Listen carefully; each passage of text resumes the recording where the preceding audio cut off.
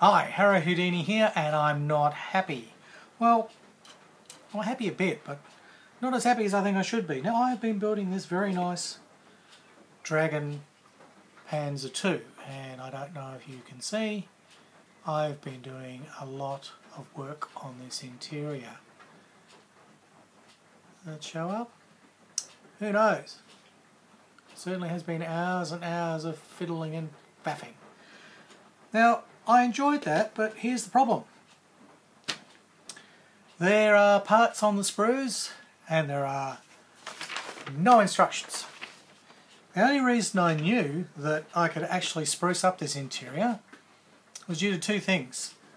The bottom of the box, and I'm not going to flip that over because the sprues will fall out, the bottom of the box shows pictures of the interior done up. It shows you, that's why I got it, it said full interior, and it had photos of all the photo etch and all the ammunition and bits and bobs and radios and you name it. The instructions, well, they're fine until you get to number 6, and then over the page you get to number 7, and there's a hint of a few things, and certainly there's an indication of some of the stuff that goes in, but one, wrong photo etch parts totally disregards the extra photo etch that's in there. In fact, it's all guesswork from number 7 onwards if you want to build your interior. All you can do is have a look online and see what other people have done, which is what I did, or you can look on the back of the box, which gives you a hint of what is possible, or I did some research and found actual photos of real Panzer II interiors and went, ah, that goes there and this goes here. Had a look through the sprues, and there are sprues there with all the interior bits, the radios, the little ammunition cupboards, the little stacks of ammunition bullets in, and cabinets, and there's the chair and its little radio control section that sits next to it. It's all there, but they don't tell you, and it's not in the instructions. So look, I got a bit frustrated, especially when I started doing the photo etch, and the photo etch part that they said to use to build the ammo cabinet, it wasn't the right one. And eventually I had to figure out that there were other pieces of photo etch in there which simply weren't even mentioned in the build, and they were very useful for the interior. In fact, I think that's where they were supposed to go.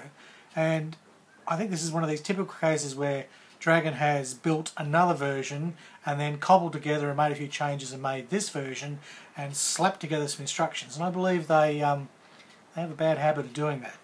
So just a warning, if you are building this kit from Dragon, it is kit number, let me have a look, 6572 of this one, alright, Panzer II Ausf B, version B, great kit, comes with interior, comes with all kinds of stuff, but it doesn't tell you how to do it, alright, so just be aware you're going to have to do the research yourself. You're going to have to sit there with the PE, and 90% of the PE is not listed in the instructions, so you're going to have to go through that PE sheet, try and figure out what those pieces are, that there's no indication where to put them, and it takes a while, but you can figure it out. Plus you'll have to hunt around for your radios, they're in there, you'll have to hunt around for all the little bits and bobs that go in the interior. They're there, they're not all on the same sprue, but if you hunt around, if you are persistent, and if you've got the shits, like I had, and you're absolutely determined to find them, you will. Now, while I'm on the gripes, this is the upper hull, and it's coming together nicely. However, there's this little part here. See how close we can get. There we go. This part here, which sort of hides a hole and is some sort of venting or something back there. I mean, I don't know what all these grills back here are for, because the engine is in the front. That's quite obvious from the interior, and the fact that the sprockets are on the front, and the drive and the transfer and the whole transmission is at the front. Therefore, this is a front-wheel drive tank. So what happens at the back here, I don't know. I mean, there's an exhaust muffler way back here. I mean, I know that. I built that. Here you go. Here's the muffler at the back. There's the front with the engine. There's the engine, and there's basically the transfer and all the rest of it. It's all there to push this little tank along.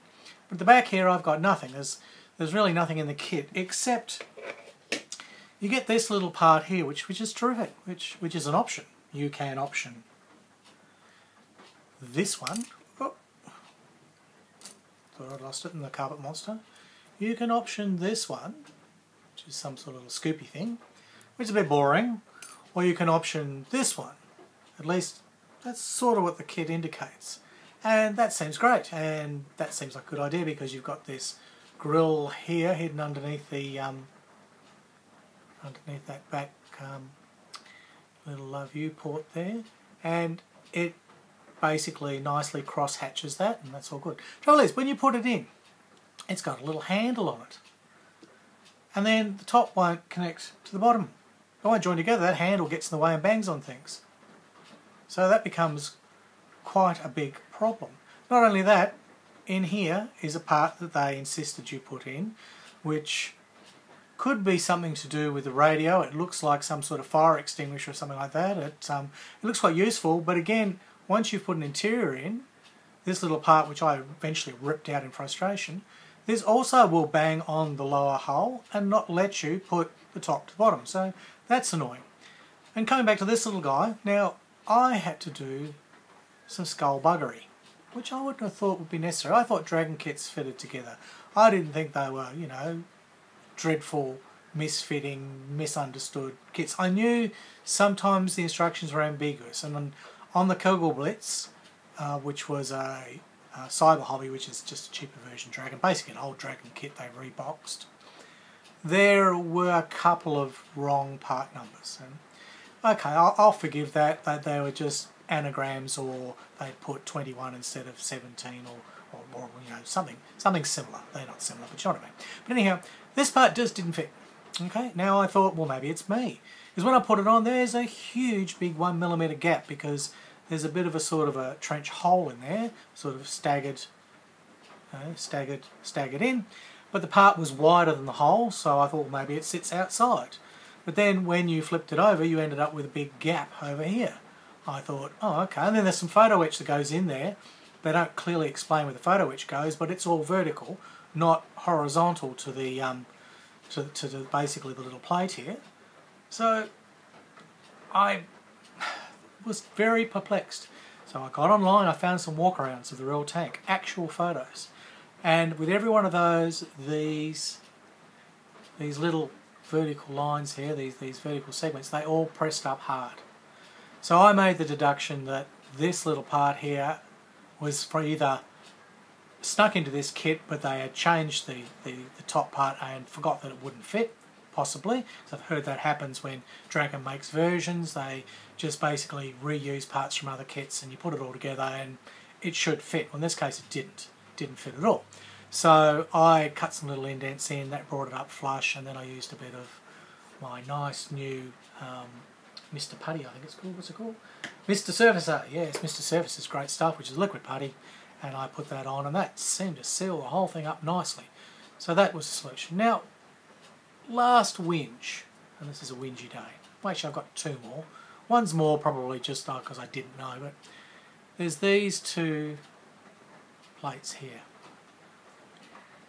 Now, if you follow the instructions and you put on the correct part that they label for that, and there are more than one, as is typical with most Dragon kits, there are more than one part for each thing. And it's depending on the version you're making. Well, we're supposed to be making a version B, so you'd think the instructions would be referring only to the B part. Well, they don't. This little part here I think is from version C. And then when I went to put this one on, they did indicate the correct version B part. I didn't know they were B or C. It's just that I thought it was strange that when I put this one on it had extra bolts. When I put this one on it was totally flush without the bolts. But I noticed beside it, in the sprue, was one with the bolts. And seeing as I'd already glued this one in place and I was damned if I was going to rip that off and wreck the upper hull, I went and put the one on with the bolts. Then I did the research. I mean, I think the trick with the Dragon kits, as most people say, is have some drawings, diagrams and photos with you every step of the way.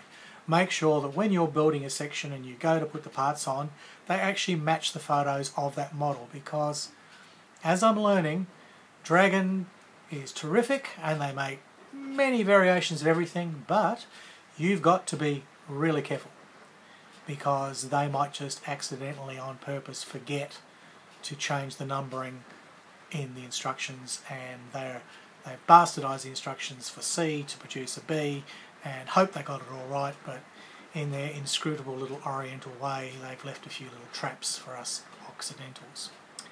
Maybe. I don't know. Now the only other thing is these lovely little well, they're the vision ports and the hatches, if you like, and I've propped them open. I wanted to do them open. Now I wasn't shown how to do them open in the kit. The only option I got were two different plates at the front, which either had bumpy bits or didn't have bumpy bits, and seeing as I was on a bumpy bit run because I'd already put basically what appears to be version C on a version B Panzer, I thought I'll go with bumpy bits. So I got that far, but then there's 5 little pieces that join together that make up this. Let me show you. Okay, you need all that, and they are all clear parts, and they're as brittle as all hell, and if you're not careful they'll just snap in your fingers. Now that's okay, I could follow that, and it's sort of told you this part goes with that and that goes with that. Anyhow, the upshot of it was, again, before I made an absolute gaff of things, I went and had a look at some photos, and I found some Panzer IIs with those hatches open to see what was going on. And then I realised you really didn't follow the instructions. Again, if you wanted them open, you had to do something completely different. You had to glue them in a different way, same order, but you'd glue them in different sequence. You would only glue part 1 and 4 in place, and 2 and 3, and you would get those in, and then you would assemble it so that it could be outside. All I'm saying here is Dragon builds great kits, but you cannot trust the instructions, and you really must be vigilant. You must do your research, and you know, it's helpful each time you come to a section, check. I mean, I did notice this when I did the Kugelblitz, in that I was about to put the tow hooks on, and I looked and I thought they don't look correct the way they want me to put it on the kit. So I quickly referenced, I've got some books that I downloaded from Amazon about Panzer tanks, and they give me a lot of photos to show me basically what's going on. And there's plenty of photos of the front and the back which show clearly the way that the tow hooks go. And they were, as I suspected, 180 degrees backwards to what Dragon or Cyber Hobby or the Dragon instructions were telling you. So yes, word to the wary. Yes. If you're building a Dragon kit, they can be frustrating, they can be rewarding, they can be challenging, they can be very satisfying when you finally muddle through. But check your history, get some photos of the vehicle you're building, and familiarise yourself very clearly with each section as you go. Because Dragon don't always get it right in the instructions. Okay, so that's my helpful hint for the day, and I want to get that off my chest. That's me having a bit of a blue with the dragons from China. Alright, well that's it. Done my piece, rant off. Hooroo from Harry Houdini.